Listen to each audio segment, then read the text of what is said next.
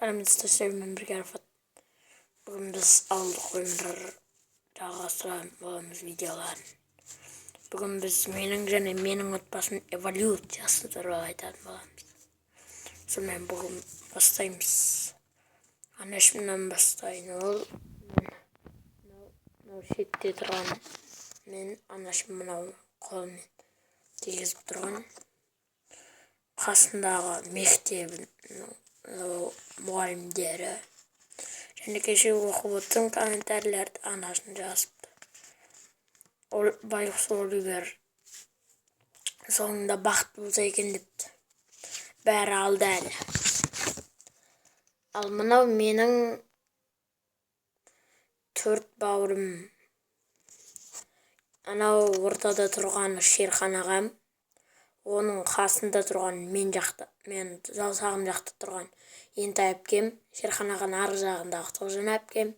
Ең кішкентайы Апелен әпкем. Ал мынау Шерхан аға, Тоғжан әпке, Ентай әпке үшеуі жаңа жылда түскен. Бұл кезде бәрі де кішкентай. Ал мынау мен Ентай әпкем есейген кезіндегі сурет. Мынау қара куртка киіп тұрған Ентай әпкем мен мектеп оқып жүргендегі кезі. Ал мынау мен Тоғжан әпкем. Онда бұл мектеп оқып жүрген кездегі суреті. Ал мынау мен таразда суретке түскен болатынмын. Бұл 4-5 жасында.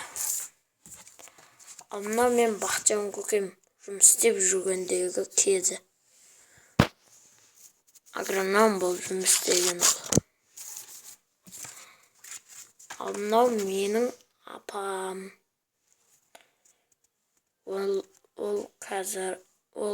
Сол мен апам. Және достар, мен анашым мен апам көргілеріңіз келсе, нақтырақ оны менің отбасым деген видеодан көре аласыздар. Каналға лайк басып, каналға жазылыңыздар, комментарий жазыңыздар, сау болыңыздар.